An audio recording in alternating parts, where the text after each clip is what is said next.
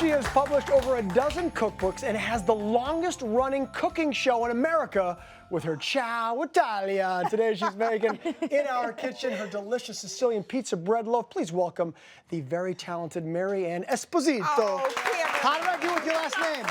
Very good. I'm so excited to be in the kitchen with you. Joining us at the counter, Wes Brown. Wes, we're looking very forward to checking in with you later about Christmas at Graceland, the movie coming up, and joining Nikki, of course, family members Ken and LZ also came by for your fantastic pizza bread loaf. Wow. I mean, we're all very excited.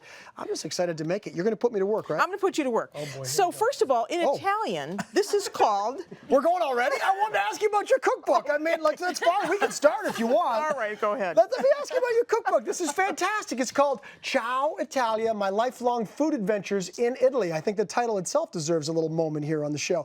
And it's as much a love letter to Italy as it is an actual cookbook. Tell me about that. Yes, it is, because this book is kind of a capstone of the 30 years almost that I've spent traveling to Italy. 30 years? Yeah, 30 years going back and forth in various regions of Italy, collecting beautiful recipes, meeting wonderful food people, purveyors of cheeses, and wine, and fruits, and vegetables, and breads. And so all of this is kind of combined in this not only cookbook, but a travel log, if you will, as well. And I'm going to get a little taste of it right now. Yeah. Yeah. Figuratively and literally in a moment here. You're gonna okay, I'm going to cook. You're going to put me to work. Yeah. I'm excited. All right, so what do we do first? Obviously, I'm going to guess the dough.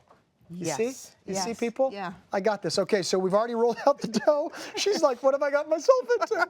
It's okay. I'm going to pull this together, Ann. You're going to see. Cameron. So we've rolled out the dough. We've got a rectangular shape here, and we'll understand that in a minute. Yes. And this is called shaka. Think about it. That's the name in Italian. Shaka, like focaccia.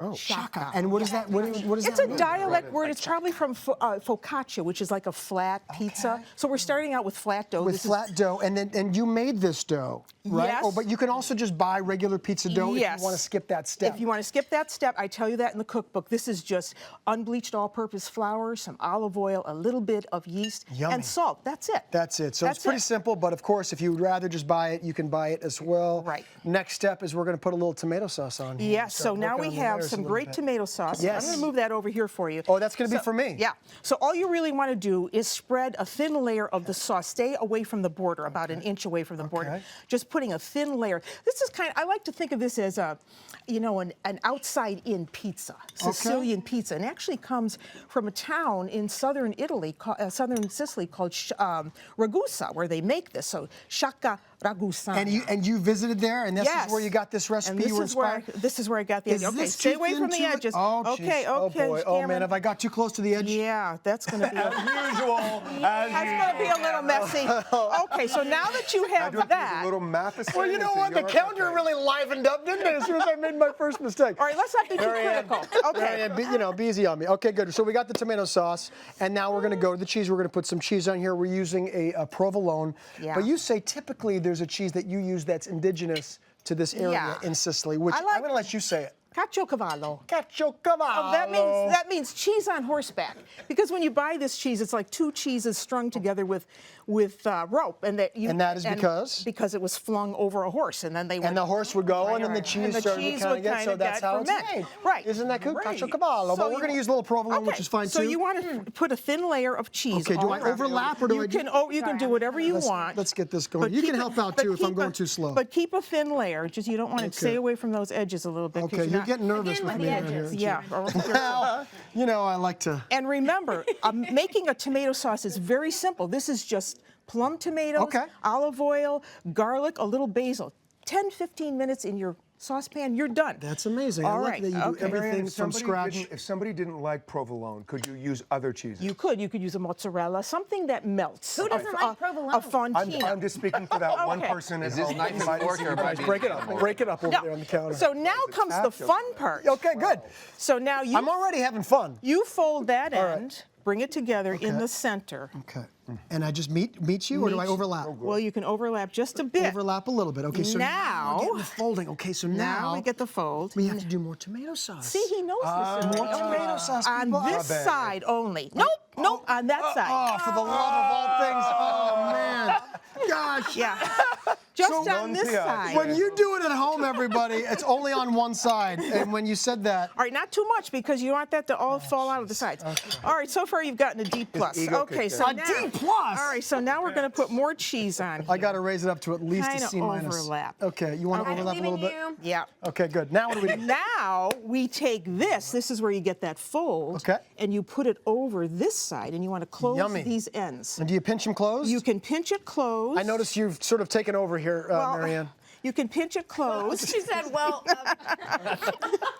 Sometimes you don't need to say it. No. And You're if good. you- You're paying attention. It's okay. That's good. I like.